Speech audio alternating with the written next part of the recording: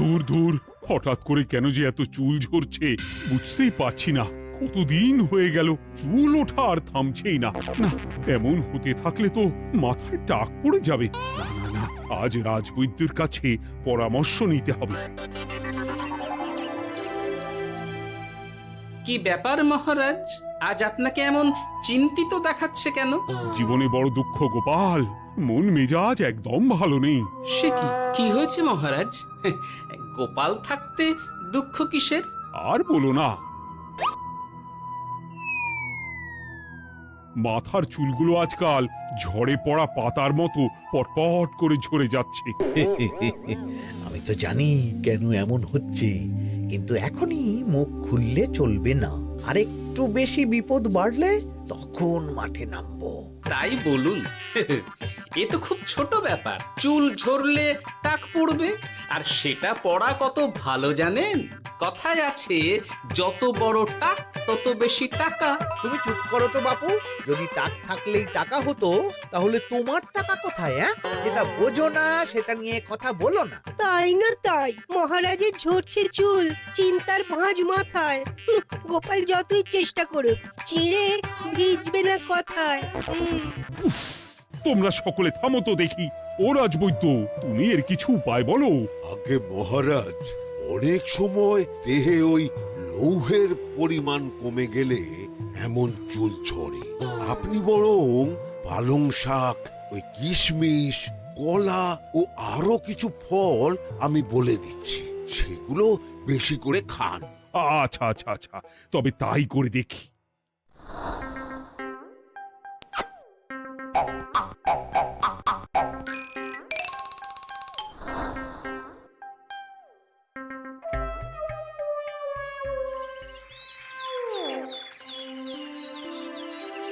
ও রাজবৈদ্য, তোমার কথা মতো শাক পাতা ফলমূল সবই তো খেলাম, চুল ঝরা বন্ধ তো হলোই না। তো জানতামই এমন হবে। কিন্তু মহারাজ, এমনটা তো হওয়ার কথা নয়। কিন্তু হচ্ছে তো। আরে আমার সাধে চুল, কোথায় চলে গেলি সব? এর জন্য তুমি দায়ী। তুমি এর জন্য শাস্তি পাবে বৈদ্য। আমাকে আমাকে ক্ষমা করে দিন মহারাজ। এমনটা হবে এ তো আমি ভাবতেই পারিনি। কিছু মনে করবেন না মহারাজ, ছোট মুখে বড় কথা বলছি। কিন্তু সত্যি এখানে রাজবৈদ্যর কোনো দোষ নেই। ওকে শাস্তি দেওয়াটা ঠিক হবে না মহারাজ। দেখেছেন মহারাজ, গোপালের সাহসটা দেখেছেন? আপনার মুখের উপর কথা বলছে। তা বলি, তুমি যখন এতই বোঝো, তাহলে নিজেই একটা আস্ত লোহা খেয়ে দেখো না, তোমার মাথায় চুল গজাচ্ছে কিনা। ঠিকই আছে, এসব মূর্খের মতো কথা কেবল আপনার থেকেই আশা করা যায় মন্ত্রী মশাই। মহারাজ, আপনি বিচক্ষণ মানুষ। আমার শুধু অনুরোধ, আরেকবার ভেবে দেখবেন। ঠিক আছে, রাজবৈদ্যকে আমি শাস্তি দেব না, কিন্তু সকলের জন্য আমার একটা ঘোষণা আছে। কি ঘোষণা? আমার এই কঠিন সমস্যা যে দূর করে দিতে পারবে, তাকে আমি বিশেষ পুরস্কারে ভূষিত করব। এই তো পেয়েছি। এই সুযোগ কোনোভাবেই হাতছাড়া করা চলবে না। এবারের সমস্যাটা সত্যি বেশ কঠিন। কি করলে যে মহারাজের চুল পড়া বন্ধ হবে সেই উপায় মাথাতেই আসছে না। হঠাৎ করে কেন যে এমন হলো কে জানে।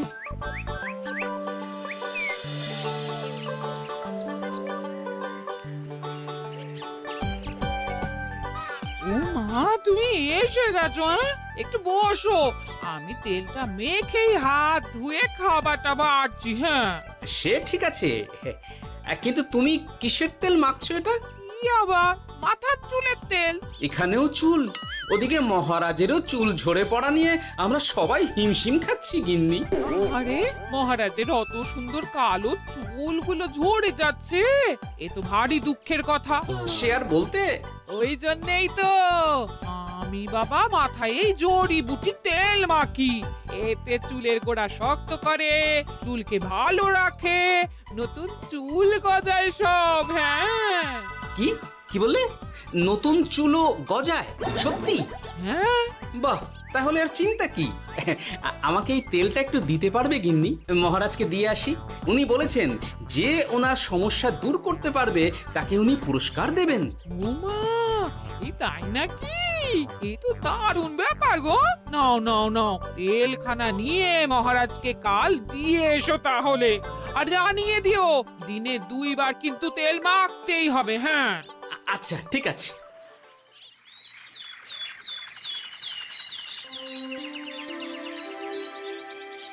কোনো উপায় খুঁজে পেলে তোমরা? আগে মহারাজ, আমি আপনার জন্য নকল চুল বানিয়ে এনেছি। যতদিন আপনার চুল পড়া বন্ধ না হচ্ছে ততদিন আপনি এটা পরে ব্যবহার করতে পারেন। সে তো বুঝলাম, কিন্তু নকল চুল তো আর আসল চুলে জায়গা নিতে পারবে না বিজ্ঞানী। আসল চুলের কথা ভেবে আমি আপনার জন্য কেশুত্তে পাতা এনেছি মহারাজ। আচ্ছা বেশ। তা গোপাল, খুব তো আগের দিন বকবক করছিলে, তুমি কি এনেছো শুনি? সেটা যথাসময়ে দেখতে পেয়ে যাবেন মন্ত্রী মশাই। এটা জড়িবুটি তেল মহারাজ। আমি এটা আপনার জন্য এনেছি। এতে নতুন চুল গজায় আর চুলের স্বাস্থ্যও ভালো হয়। আমার গিন্নিও ব্যবহার করে এটি, তবে দিনে 2 বার করে মাখতে হবে, তাহলেই ভালো ফল পাবেন মহারাজ। বাবা, তাহলে তুমি কেন মাখো না? আচ্ছা, আপনার সমস্যাটা ঠিক কোথায় বলুন তো মন্ত্রী মশাই? মহারাজের জন্য কিছু আনলেও কথা শোনান, না আনলেও কথা শোনান। সত্যি তো মন্ত্রী, কেন তুমি সব সময় গোপালের পিছনে পড়ে থাকো বলো তো? এরা তো তাও সবাই কিছু না কিছু আমার কথা চিন্তা করে এনেছে, তুমি তো সেটাও করনি। না আসলে মহারাজ, আমিও ভাবছিলাম আপনার কথা, কিন্তু থাক, বুঝেছি। আহ, দারুণ। তেলের গন্ধটাও খুব সুন্দর। গোপাল, তোমায় অনেক ধন্যবাদ। আশা করছি ব্যবহার করলে খুব ভালো ফল দেবে। একদম দেবেই মহারাজ। দূর বাবা, ভেবেছিলাম এক, হলো আর এক। কোথা দিয়ে যে গোপালটা মাঝখান দিয়ে এসে নাক গলিয়ে ঢুকে পড়ে, খুব শক্ত পুরস্কার নেওয়ার। দেখাচ্ছি মজা।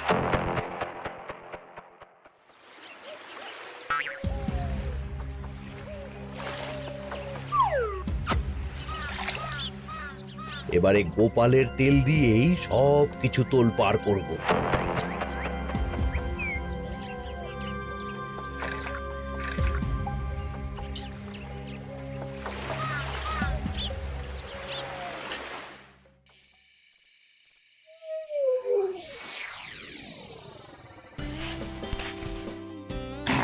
ব্যাস, হয়ে গেল 2 বার মাখা।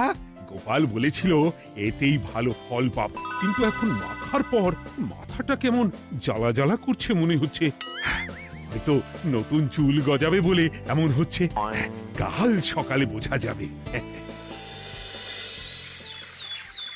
এতক্ষণে বোধহয় ছোট ছোট চুল গজিয়েই গেছে। কি এটা চুল গজানোর তেল ছিল নাকি পড়ে যাওয়ার? হে ভগবান, যেটুকু বাকি ছিল সেটাও ঝরে পড়ে টাক পড়েই গেল। হ্যাঁ, গোপালই হলো যত নষ্টের গোড়া। আজ আসুক সভায়।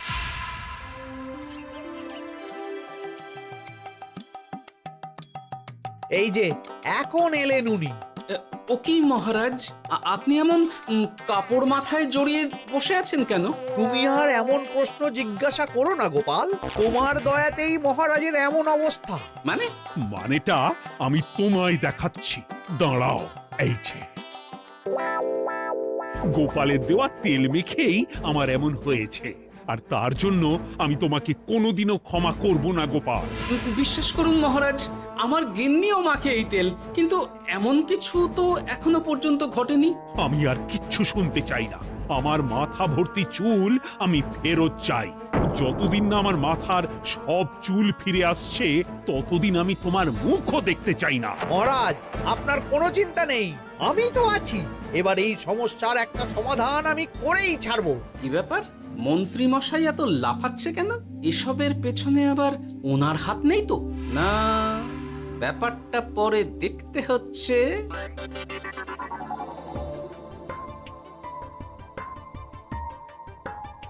আমি বলি কি মহারাজ, এই সময়টা বরং আপনি নকল চুলটা মানে পরচুলা ব্যবহার করুন। হ্যাঁ, অগত্যা কিছু তো একটা গন্ডগোল আছেই।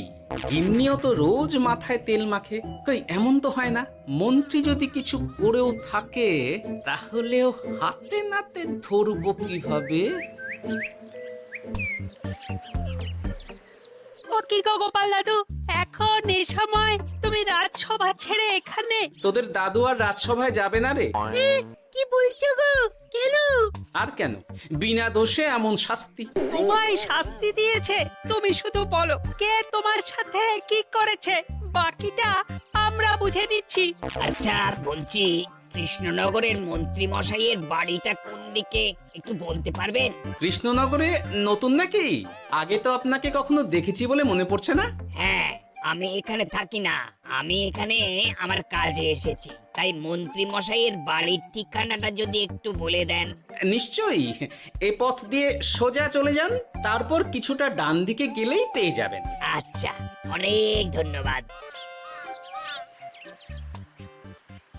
ভিন গাঁয়ের লোক মন্ত্রী মশাইয়ের বাড়িতে, ব্যাপারটা বেশ সন্দেহজনক লাগছে। এই এই গুলটে ন্যাপলা, তোরা তোরা দুজন একটু আড়াল থেকে দেখতো লোকটা মন্ত্রী মশাইয়ের বাড়িতে ঠিক কি জন্য এসেছে, তারপর আমায় খবর দিস। ঠিক আছে গোপাল দাদু। তোমার আবার এখানে আসার কি দরকার ছিল? আমি তো বলেছি যে আমি ঠিক গিয়ে তোমার পাওনা গন্ডা মিটিয়ে দেবো। মিটিয়ে দেবে? কতদিন হয়ে গেছে জানেন? দেখো, হয় আমার কীটনাশক আর সার সব ফিরিয়ে দিন, নয়তো আমার জিনিসের দাম মিটিয়ে দিন। কীটনাশক, সার আর কি করে ফেরত দেবো বলো? ও তো সব পুকুরের জলে মিশে গেছে। ওসব আমি জানি না, আমার পাওনা গন্ডা মিটিয়ে দিন, ব্যাস। চল চল, এখনই তাহলে গোপাল দাদুকে গিয়ে সব জানাই। চল চল। দাদু, ও গোপাল দাদু। তোরা এসে গেছিস? আয় আয় আয় আয় আয়। মন্ত্রী মশাইয়ের মুখ থেকে অনেক খবর পেলাম। তাই নাকি? কি শুনি? মন্ত্রী মশাই ওই লোকটার কাছ থেকে অনেক কীটনাশক সার নিয়েছে, কিন্তু এখনো জিনিসের দাম মেটায়নি। হ্যাঁ, ওই জন্যই তো মন্ত্রী মশাইয়ের উপর লোকটা খুব রেগেছিল, হুমকিও দিয়েছে 1 সপ্তাহের মধ্যে জিনিসের দাম সব মিটিয়ে দিতে হবে। তাই নাকি? কিন্তু কীটনাশক সার নিয়ে মন্ত্রী মশাই কি করবে? সেটা তো বলতে পারবো না দাদু। তবে হ্যাঁ, মন্ত্রী মশাই ওই লোকটাকে বলছিল যে ওই সব কীটনাশক সার পুকুরের জলে মিশে গেছে। কি বললি? পুকুরের জলে? আচ্ছা, এবার দুয়ে দুয়ে 4 করা গেল। অনেক ধন্যবাদ রে তোদের। বল বল, তোরা কি খাবি? কিচ্ছু লাগবে না গোপাল দাদু, তবে ভোলা বয়ের আর মিষ্টি খাওয়ালে। আচ্ছা আচ্ছা। কি করে যে মহারাজকে আসল ব্যাপারটা বোঝাই, কিছু তো একটা উপায় বের করতেই হবে। তা বলি বাবা, রাজসভায় যেতে হবে না বলে কি সারাদিন এইভাবেই শয়নে শয়নে দিন কাটাবেন বাবা? হ্যাঁ, উপায় পেয়ে গেছি। বুঝলে গিন্নি, আমাকে একটা জায়গায় যেতে হবে, বুঝলে? তারপর ওখানে যদি কাজ হয় তাহলে আগামীকাল রাজসভায় আমি যাব। কিন্তু তুমি যে বলেছিলে তোমার এখন ছুটি। হ্যাঁ, কি আর করি বলো, গুরুত্বপূর্ণ একটা কাজ, তাই যেতেই হবে। আচ্ছা যাও। ওই গো বিজ্ঞানী, আরে গোপাল যে, বলো। এই এই যে বিজ্ঞানী, একটা বিশেষ দরকারে তোমার কাছে এলাম, বুঝলে? হ্যাঁ, বলোই না। আচ্ছা, এই দূষিত জলকে কিভাবে আবার পরিশুদ্ধ করে বলতে পারবে? কেন পারবো না? জলের মধ্যে একটু চুন আর ফটকিরি দিয়ে দিলেই জল আবার দূষণমুক্ত হয়ে যাবে। তবে ওগুলো দেওয়ার পর কিছুদিন সেই জলকে ব্যবহার করা বন্ধ রাখতে হয়। হ্যাঁ। আচ্ছা আচ্ছা, অনেক ধন্যবাদ, আসি তাহলে। হ্যাঁ,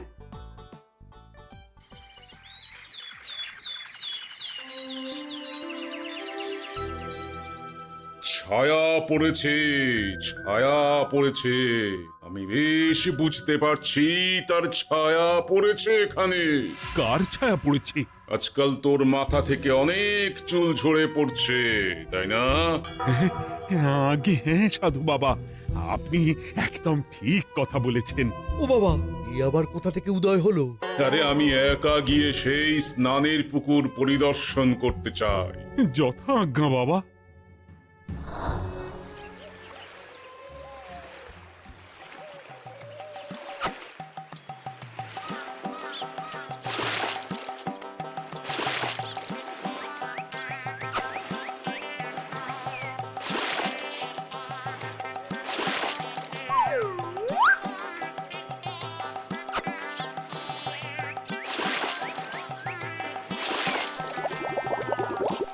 যাক বাবা, মোটামুটি সপ্তাহখানেক এভাবে থাকলেই পুকুরের জল আবার আগের মতো পরিষ্কার হয়ে যাবে। এবার শুধু মহারাজকে একটু বুঝিয়ে বললেই হয়ে যাবে।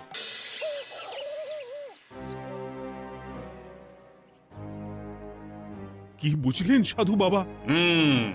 আমার অনুমানটাই ঠিক ছিল। পুকুরের জলে কালো ছায়া পড়েছে, কুদৃষ্টি পড়েছে, তাই এমন হচ্ছে। সে কি?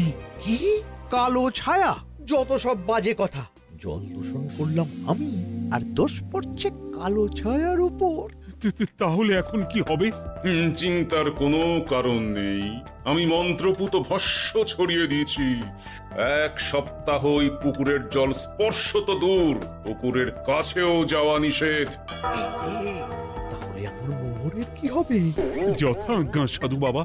ও কি, তাহলে মহারাজ এতদিন স্নান করবেন কোথায়? সে কথা কাউকে চিন্তা করতে হবে না।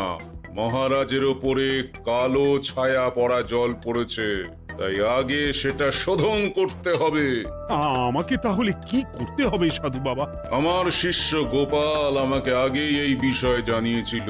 আমি তার হাত দিয়েই তোর স্নানের জল পাঠিয়ে দেব। তাই আগামী 1 সপ্তাহ সেই জল দিয়েই তোকে স্নান করতে হবে। কি গোপাল? দেখছো তো মন্ত্রী, গোপাল আমাকে কত ভালোবাসে। আমি ওকে কত কথা শোনালাম, কিন্তু না না না না, কাল থেকেই আমি আবার গোপালকে রাজসভায় ডেকে আনবো। আমি আসছি, আমার কাজ হয়ে গেছে। আর হ্যাঁ, তোর স্নানের পুকুরের চারিদিকে প্রহরীর বন্দোবস্ত কর। কাক পক্ষীও যেন ওখানে প্রবেশ করতে না পারে। আচ্ছা বাবা, আচ্ছা।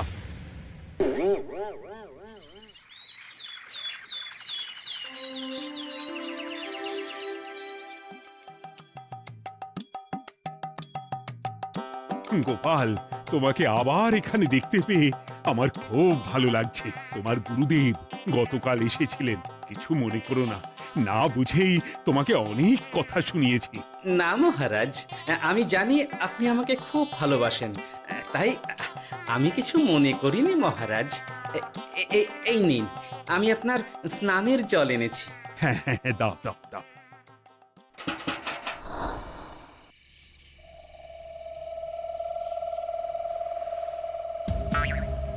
ও বাবা, পুকুরের কাছে যে গিয়ে দেখবো সে উপায় নেই। চারপাশে প্রহরীতে ভর্তি, তাহলে কি সত্যি সত্যি কালো ছায়া পড়েছে? ভালোই হলো, পাওনাদারকে বলে দেবো কীটনাশকটা জালি ছিল। হি হি।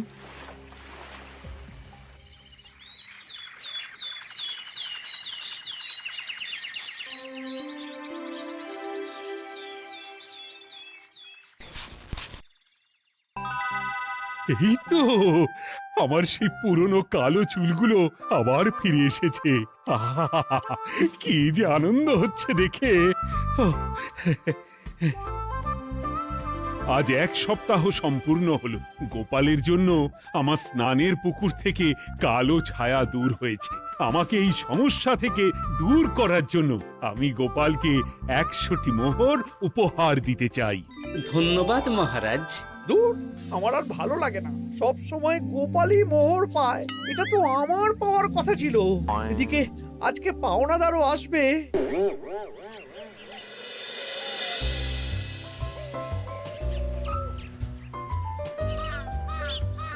গোপাল দাদু, ওই লোকটা এসে গেছে। আচ্ছা, আসছি। এটা তো মন্ত্রীর বাড়ির দিকে রাস্তা। আমরা তাহলে ওদিকে কেন যাচ্ছি গোপাল? আপনার পুকুরের আসল রহস্যটা কি সেটা আপনি জানবেন না মহারাজ? মানে? নিজের চোখেই দেখুন, তাহলে বুঝতে পারবেন। আর একটু সময় দাও আমায় ভাই, এমনিতেও তোমার কীটনাশক কোনো কাজের নয়। কি এখন এসব কথা আর একদিনও সময় দিতে পারছি না। একটু বোঝো, একটু, সব আমি মহারাজের পুকুরের জলে মিশিয়ে দিয়েছি। মন্ত্রী, তুমি তাহলে সেই কালো ছায়া? মহারাজ, আপনার পর্দা ফাঁস হয়ে গেছে মন্ত্রী মশাই। তুমি তাহলে সবটা জানতে? একদম প্রথম থেকে। রে, খুব জোর ফেঁসেছি। এদিকে পাওনাদার, ওদিকে মহারাজ, এখান থেকে কেটে পড়তে হবে। গন্ডগোল করে আবার পালানো হচ্ছে তবে রে। বলো, কেন করেছিলে? মহারাজ, আমি ভেবেছিলাম আপনার সব চুল উঠে গেলে আমি আপনার কাছ থেকে চুল গজানোর ওষুধ দেওয়ার নামে অনেক টাকা লুটবো। কিন্তু সেই ভাবনা ভাবনাই থেকে গেল, সেগুড়ে যে বালি হয়ে গেল। ভাবা যায় চুলের জন্য চুলো চুলি, হ্যাঁ?